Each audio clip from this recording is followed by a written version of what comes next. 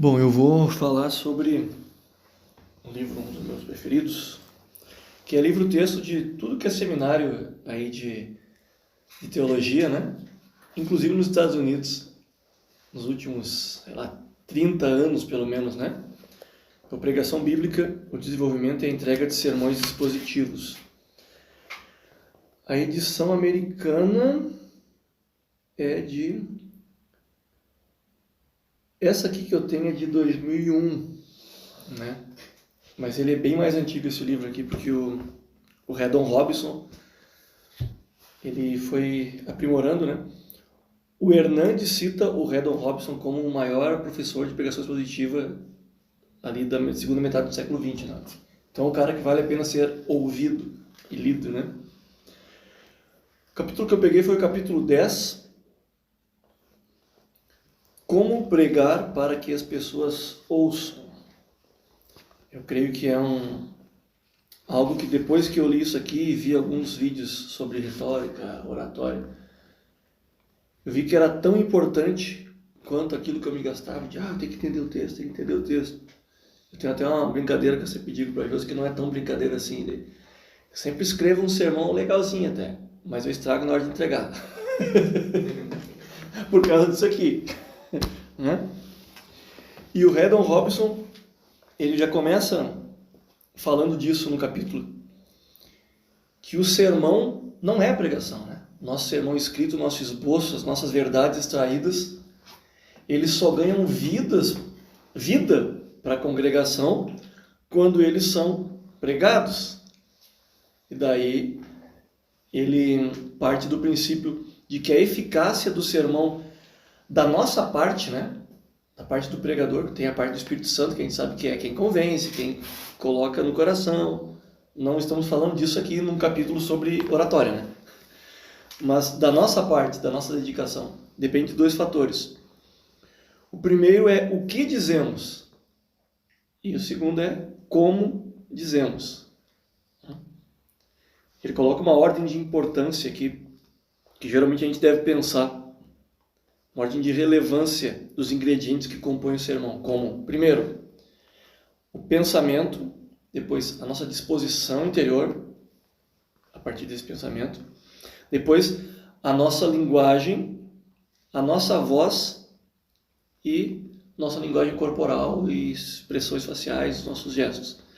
Agora, olha que interessante, ele diz que a prioridade de impressões dos ouvintes é oposta.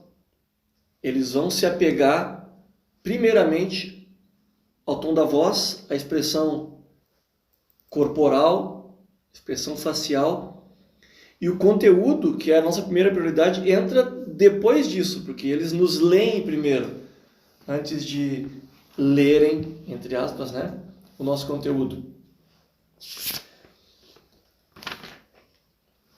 Daí aqui entra na questão de pensarmos um pouco sobre os efeitos da nossa comunicação não verbal também, né? E não só da verbal. Ele citou um provérbio aqui que eu achei muito interessante. O perverso não tem caráter, anda de um lado para o outro dizendo coisas maldosas. Pisca o olho, arrasta os pés, faz sinais com os dedos. Tem no coração um propósito de enganar, planeja sempre o mal e semeia discórdia. Provérbios 6, de 12 a 14. Que interessante que o autor está colocando expressões não verbais junto, e dizendo que a partir disso ele enxerga o coração. Muito, muito legal como está na Bíblia também essa observação, e que é do livro de Provérbios, né? Que é um livro de observações de máximas da vida, né? Ele cita um estudo de um psicólogo chamado Albert Mehrabian. Ele diz, o Albert Mehrabian, ele reduziu tudo isso a uma forma. 7% da mensagem do orador que é absorvida pela plateia vem do conteúdo. 38% vem da comunicação, vem da voz, da questão da tonalidade, a questão da expressividade, do ritmo. E 55% vem da expressividade não verbal, expressão facial, gesticulação e tudo mais. É interessante. Então, ele faz a introdução dele, dando esses 3 elementos que ele chama de 3 redes de comunicação, através das quais o pregador opera. As palavras, a voz, no caso a entonação, e os gestos.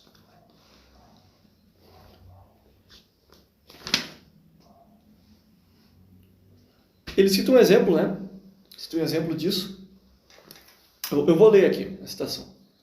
As palavras do pastor talvez insistam que isto é importante, mas se a sua voz soar vazia e sem expressão, e seu corpo amolecer, a congregação não acreditará nas palavras. Então, tem o Abe Martin, o filósofo que ele está falando, filósofo humorista, ele diz que o cara é. Ele cita sobre a diferença entre o profissional e o amador. Há mais diferença entre um profissional e um amador do que qualquer outra coisa no mundo. O amador se satisfaz se consegue pôr suas ideias para fora da cabeça. O profissional só se satisfaz quando consegue colocar suas ideias na cabeça do ouvinte. Então, quem nunca, né, passou por isso? Parece que vai pregar e tem um monte de coisa que estudou e quer despejar. Eu sou o campeão, amém? Estou presente na fila aqui. E despejei, vivi livre daquele sermão, porque aquela tensão te pressiona a achar que é isso mesmo que tu tem que fazer. Mas a pessoa que... Aqui ele está citando como amador e profissional porque não é alguém do meio eclesiástico, ele não está falando em termos evangélicos, espirituais, né? Mas a gente sabe que o pregador que tem essa vivência mais ampla de... Nossa, eu tenho uma mensagem que eu fui tocado por ela e eu quero comunicar. Ele não vai se satisfazer apenas em soltar o seu conteúdo, mas ele vai achar formas em todos os aspectos, desde o momento que ele vai orar, que ele vai estudar o texto, até o momento de ele escolher quais palavras enfatizar, quais frases são as frases tônicas, vamos falar isso depois. Tudo que envolve a comunicação dele, ele vai usar como ferramenta, porque ele tem uma mensagem que ele sabe que precisa comunicar. Então esse é um grande diferencial de colocar as palavras para fora e de colocar as palavras na cabeça dos ouvintes. Fazer semear no coração é outra história, né? Como eu já falei, não depende da gente, mas a nossa parte a gente faz com esses estudos. E daí vem a questão. Isso pode parecer forçado, pode parecer mecânico, especialmente para pessoas que eu estava falando para ele antes, como eu, que não tem isso naturalmente. Que estou tendo que trabalhar com estudo, coração e com toda uma apropriação de uma identidade, né? Tem que trabalhar isso porque eu até 5 anos atrás, se tinha uma rodinha de 5 pessoas, eu já não segurava para falar. Daqui a pouco tem uma igreja com dezenas de pessoas para falar. Às vezes mais. E daí, como é que a gente faz? A gente ensaia isso, a gente procura esquematizar, assim como a gente esboça as ideias do conteúdo do sermão, a gente esboça a oratória, isso não é forçado, não é um ator que faz. O Redon Robson diz que não.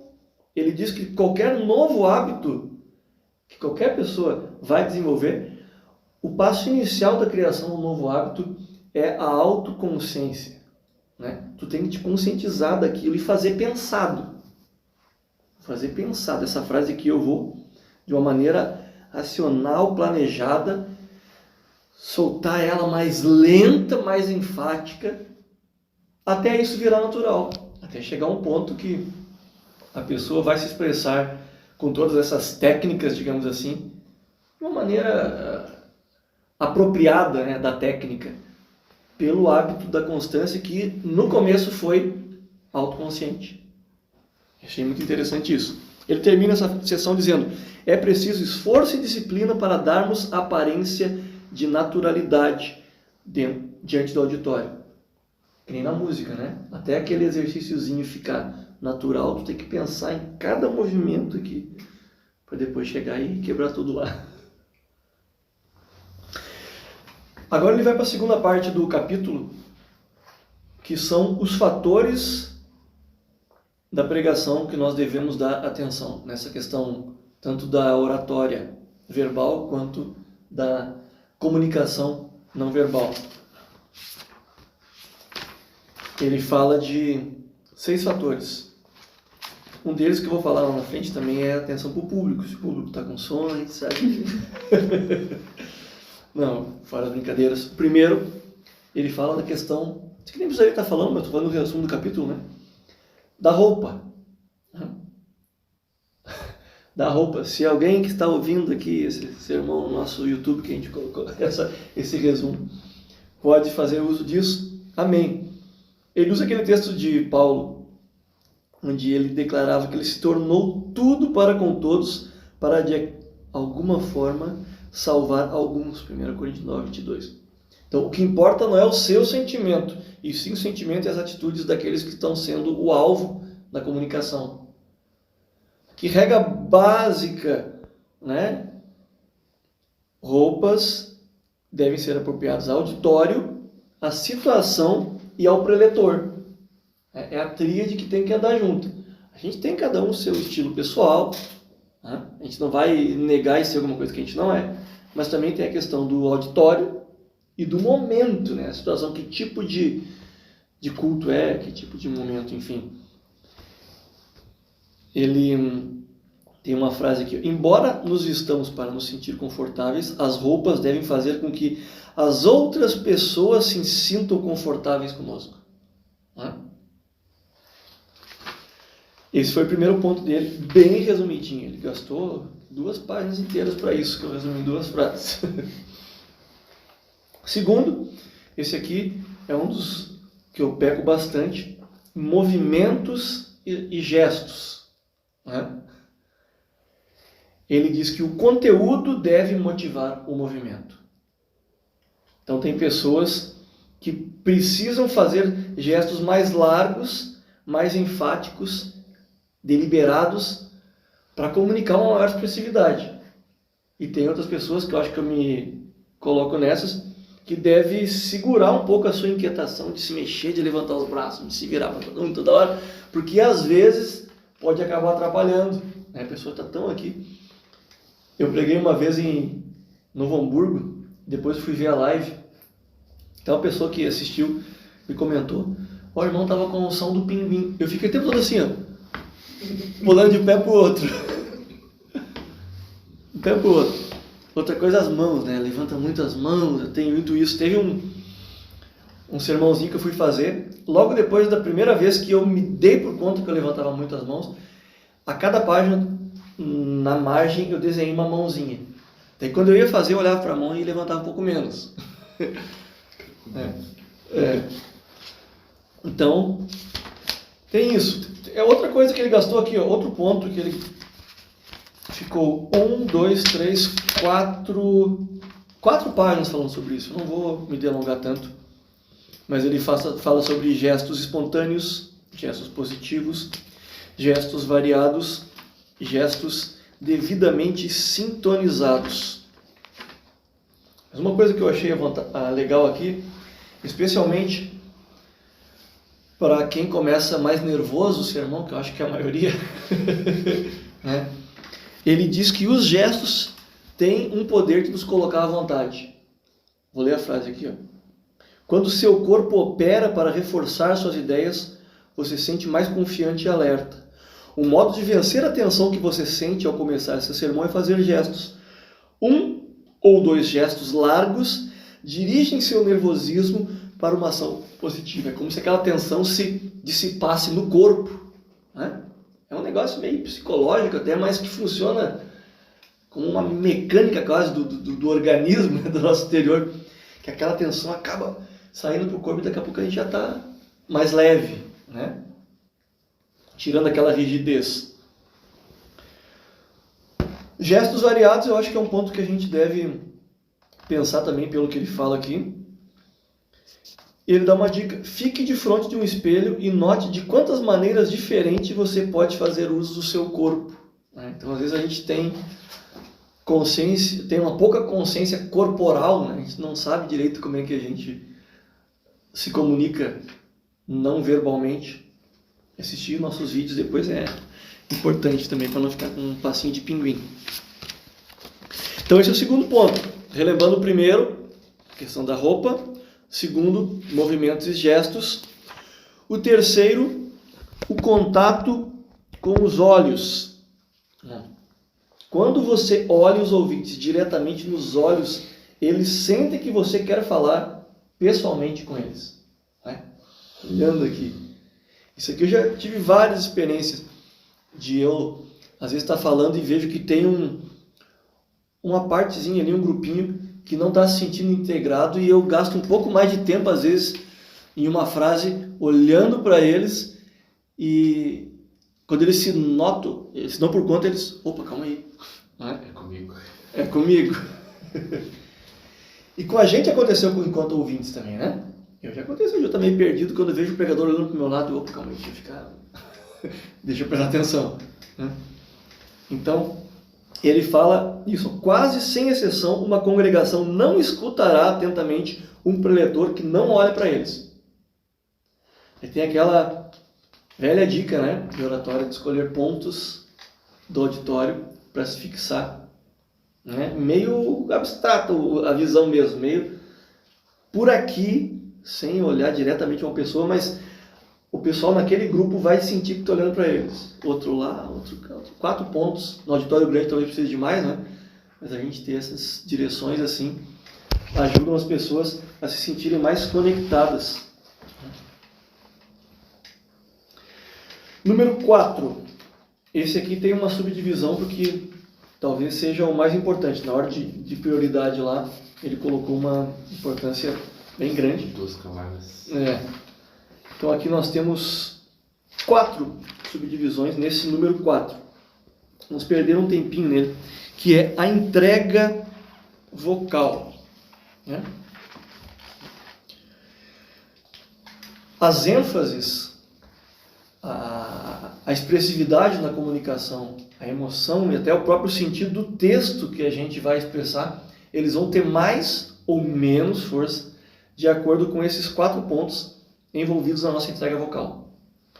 Ele coloca aqui a altura da voz, que não é volume aqui, é a altura de entonação, né, de grave e agudo. O segundo, o impacto, daí sim é a pressão. Terceiro é o andamento, a velocidade. E o quarto é a pausa, o silêncio. Falar um pouquinho sobre cada um do modo que ele falou, um resuminho que fiz aqui. Primeiro, a altura da voz. Isso aqui é óbvio para qualquer ouvinte mediano, né? Uma pessoa que fala sempre no mesmo tom, ou aqueles pregadores do Gideões que estão sempre sempre grave, sempre uma coisa, e no final dá um grito. É chato de ouvir. Acaba sendo monótono, né? Monótono, até faz adormecer, cansa. Então, isso aqui ele vai falar em todos os pontos, né? Mas vamos enfatizar do mesmo modo que ele fez aqui.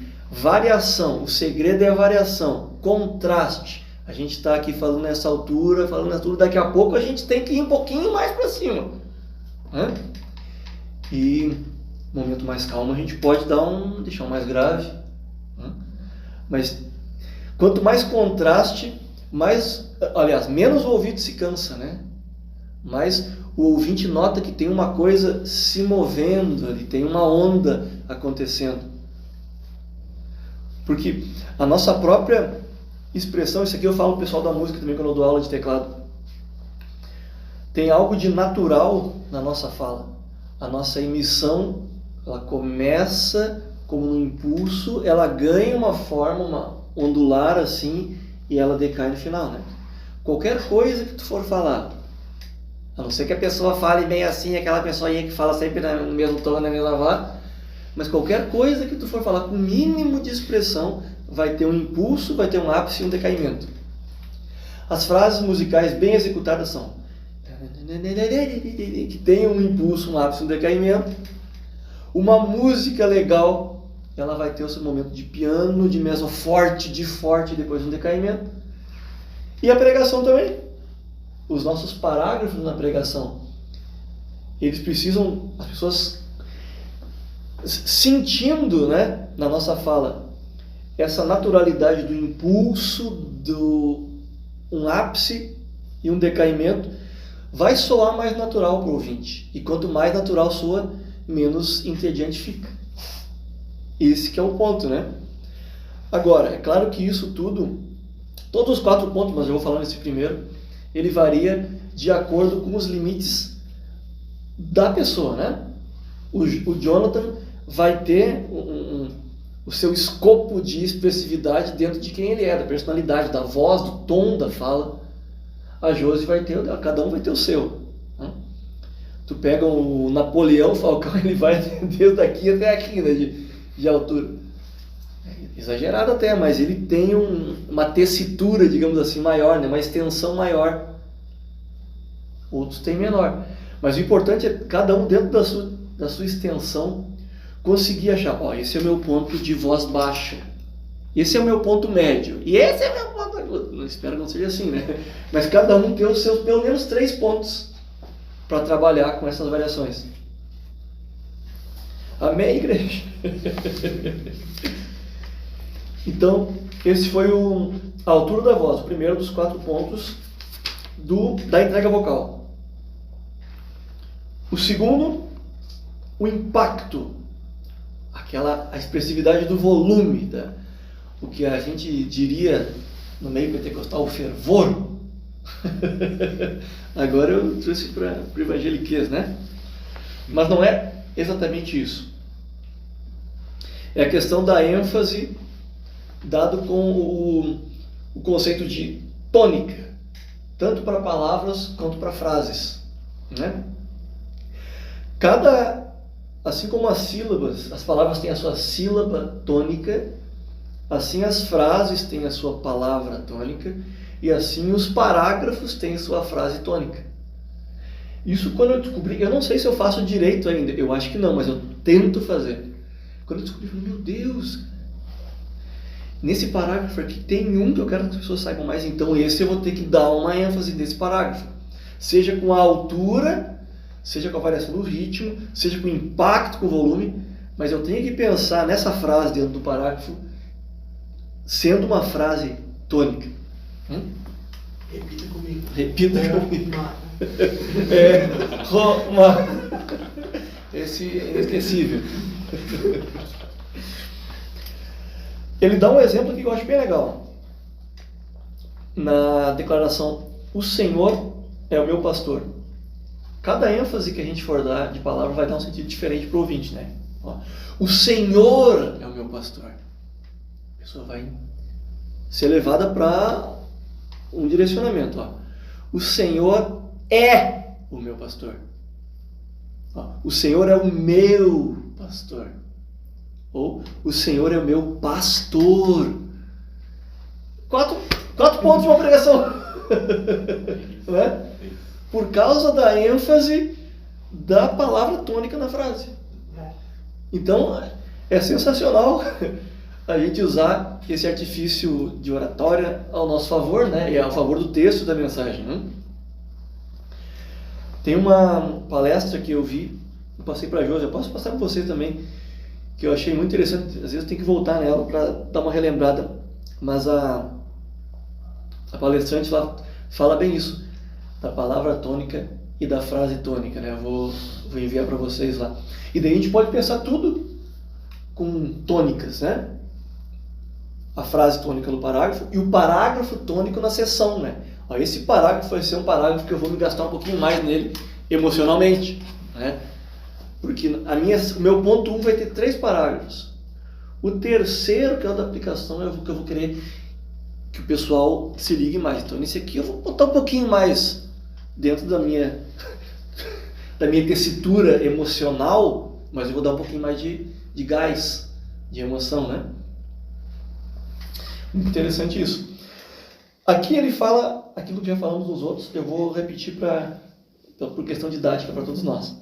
A monotonia do volume invariável cansa o ouvinte. Não só o tom invariável, mas o volume invariável. É só gideonita que gosta de pessoa que prega o tempo todo, né? Uma pessoa normal não gosta disso. Por quê? Porque cansa, cara. Mas a gente entende até psicologicamente o efeito. E eu creio que Deus usa as pregações também, né? Assim como usa aquele cara que prega, aquele velhinho da presbiteriana, né? Também usa o velhinho. Fiquei pra Não. Tipo, monge beneditino. Também usa, que não tá na gente. Mas tem um efeito psicológico nisso, que parece que quando se fala sempre no mesmo tom e no mesmo volume, acaba criando uma tensão. Quando o cara para, tu vai soltar aquela tensão com glória a Deus. Essa é a análise psicológica. A análise espiritual é outra. Tudo bem, Deus toca no coração. Mas tem isso, né? Cara, é físico. Cria uma tensão que quando o cara para, tu dá um glória. Tu quer levantar a mão? É físico. Não mostra isso aqui para os irmãos da Serra Velha. Então é isso. Empregar uma larga amplitude de volume, porque a ênfase vem da variedade. Essa é a dica do Haddon Robson para tudo. Primeiro ponto, a altura da voz. Segundo ponto, o impacto. Terceiro ponto, o andamento, a velocidade. Isso aqui também, eu acho que talvez seja o mais difícil, cara. Mas é legal. Alterar a velocidade ou o andamento na pregação. O segredo, de novo eu vou falar, o segredo está na variedade. Quando a gente recita, vou tentar fazer isso agora na explicação. Quando a gente recita uma história, cita fatos, resume uma passagem, está falando algo que o pessoal já sabe, tu vai pegar um ritmo um pouquinho mais rápido. Agora, quando é o ponto essencial, quando é aquilo que tu quer que a pessoa fixe, dê uma atenção maior, tu segura. Tentei exemplificar agora aqui o que ele falou. Mas o resumo dele é isso. Criar esse contraste. Fazer a pessoa caminhar nesse ritmo vivo quando for o momento de ritmar. E até mesmo porque o ritmo vivo ele causa expectativa e atenção. Para no momento que tu for dar o ponto principal, a declaração-chave, tu conduziu ele, presta atenção. E daí tu chega naquela parada e opa, tem um negócio acontecendo aqui. É muito legal também como o contraste mantém a atenção. O contraste faz com que a gente crie uma ênfase. Muito legal. Último. Tem mais uma coisa desse aqui que eu achei legal. Não, é no quarto. É no quarto. Que é o último. A pausa. O silêncio. Um ponto de aplicação dessa quarta técnica, digamos assim, desse quarto elemento da oratória é a pausa reflexiva, né? Quando a gente faz a pausa para fazer a pessoa pensar mesmo. Tipo, tu parou, a pessoa vai dizer, não, por que ele parou? Não, ele quer que eu pense. Outro ponto que eu acho que ele não falou aqui, mas eu vi em outro autor, é que a pausa ligada a uma pergunta, a uma questão, vai trazer a atenção do ouvinte para ti, por causa que ela cria um diálogo interno contigo.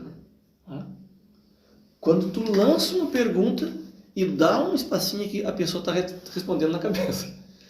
Opa, eu estou no papo. Ela não está na realidade, mas psicologicamente ela se inseriu, porque ela respondeu a tua pergunta.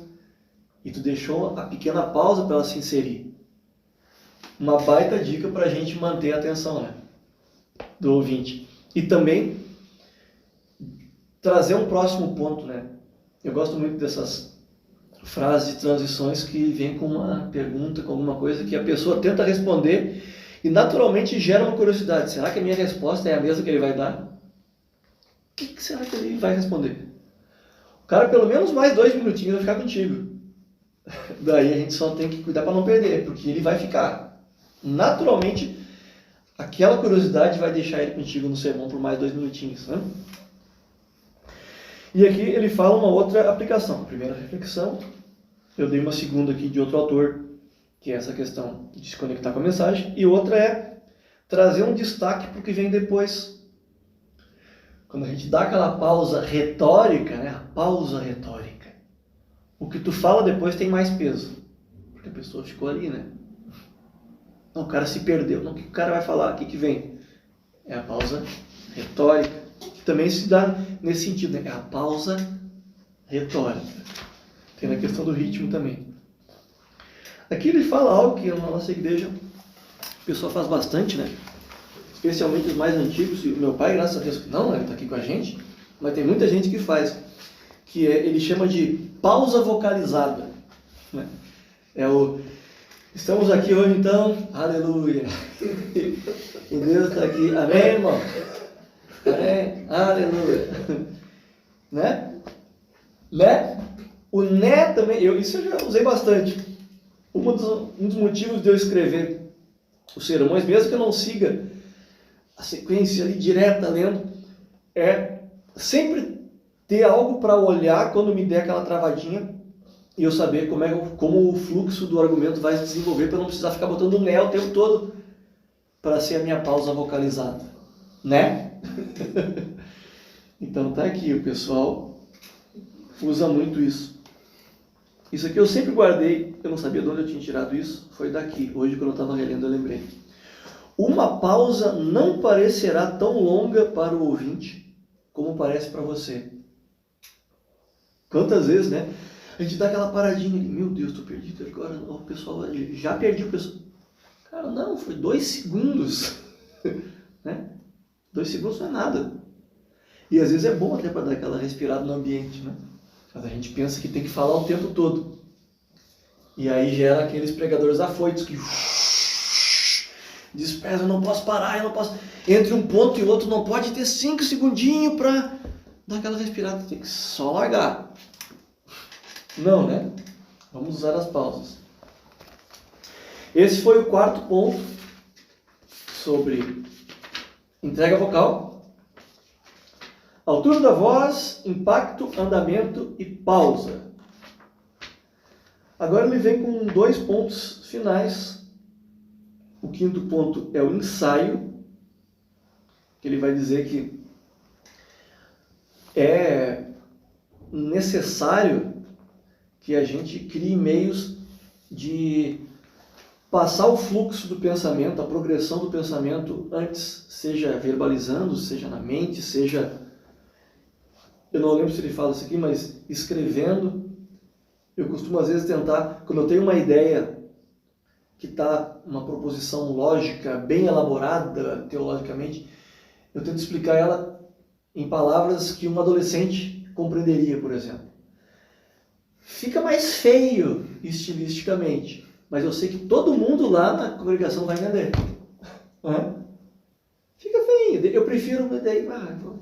Eu aprendi com o professor Gusso isso. O professor Gusso, você deve conhecer o Renato Gusso, ele é professor da Fabapar, escreveu um monte de livros já.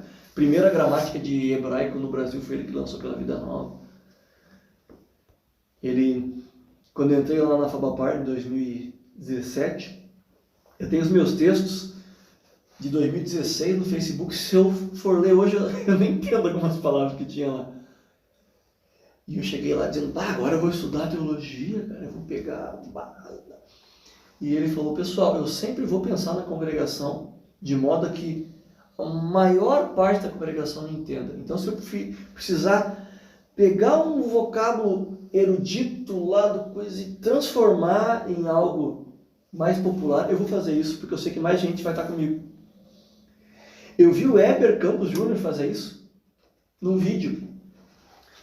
E ele estava falando assim, e ele disse, não, isso que o professor, acho que ele estava falando com o João Madureira, falou, é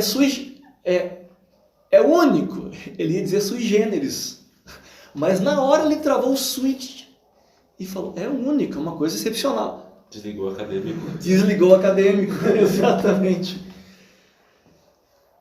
É sempre uma autonegação, né? A gente tentar conectar o maior número de pessoas possível. E daí, claro, né, tem isso aqui, eu me pego muito, porque às vezes com essa intenção acaba perdendo um pouco da beleza, do estilo, né? Um Spurgeon conseguia conectar as pessoas e ainda ser belo, né? O Hernandes consegue às vezes falar uns negócios, mas daí ele fala a palavra bonita e ele retoricamente já repete mais duas um pouquinho mais simples para todos compreenderem, né? Então, o ensaio nos ajuda a isso. O ensaio nos ajuda a conseguir essa fluidez pensando em todos. E aqui a frase que ele colocou, né, que complementa o que eu estou falando. Como eu posso dizer isso de um modo que fique bem claro? Quando eu devo aumentar a força, variar a velocidade, alterar a altura da voz ou fazer uma pausa para deixar uma linha com mais efeito, de acordo com o que eu quero comunicar? É legal a gente pensar antes. Até, como ele falou no ponto anterior, virar algo um pouquinho mais natural. Último, número 6. 35, eu vou terminar junto contigo. Tu fez 40 minutos, vai dar 40 também. O retorno, o feedback. Os oradores eficazes buscam feedback. Eles escutam gravações de seus sermões. Eles perguntam para as pessoas, entendeu o que quis dizer? Ficou claro? Eu sempre pergunto para eles, ficou claro aquele negócio ali? Não ficou meio estranha aquela parte? Eu acho que eu não conectei bem, né? Ela geralmente me dá uma força, daí depois ela diz, tem uma partezinha ali. Mas a gente tem que buscar feedbacks, especialmente de pessoas amigas e sinceras, né? Não embajuladores. E ele diz uma dica aqui, ó. Se for ouvir o sermão ou ver o vídeo, faça isso depois que a pregação esfriou. Não ouça logo depois, né? Deixa esfriar, tu foi lá. Aquele momento ali da entrega, logo depois não é momento de se avaliar, né? Não, vamos viver aquela experiência até o fim, de eu fui lá entregar uma mensagem, Senhor, tá. Deixa baixar essa poeira. Depois vamos analisar a parte técnica. Porque senão acaba criando até aquela mentalidade, né? Eu vou pregar para depois já ver como é que ficou e eu tô... Cara, perde todo o sentido da pregação, né? Quando a gente está transformando isso em um percurso de autossuperação a cada mensagem, né? E é isso.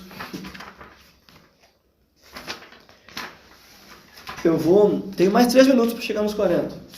Essa parte aqui eu não li, mas eu acho que fica interessante para a gente concluir. Ele cita, eu vou mandar o link para vocês depois porque é bem bonito. Eu li isso aqui gravado e botei no YouTube. Ele faz uma aplicação bem maluca dos 5 pães e 2 peixinhos. Como pode isso alimentar uma multidão? Não tem como. Talvez não tinha pessoas lá que não gostavam de pães. Talvez não tinham pessoas que já tinham comido muito peixe e que não poderiam comer peixe. Ele faz várias perguntas assim, que é um compromisso impossível fazer aqueles 2 alimentos se tornarem um banquete para saciar uma multidão. Ele diz que a mesma coisa acontece quando nós vamos para o púlpito, o nosso sermão. Por melhor que seja o sermão, se o teu sermão é um sermão de 5 pães ou de um pãozinho, ele sempre vai ser insuficiente para alimentar todo mundo. Ele nunca vai tocar em tudo o que todo mundo tem de fome da alma. Aí vem a frase, entregue para Deus o teu sermão. É Ele que faz os 5 pães e 2 peixinhos ser alimento para a multidão.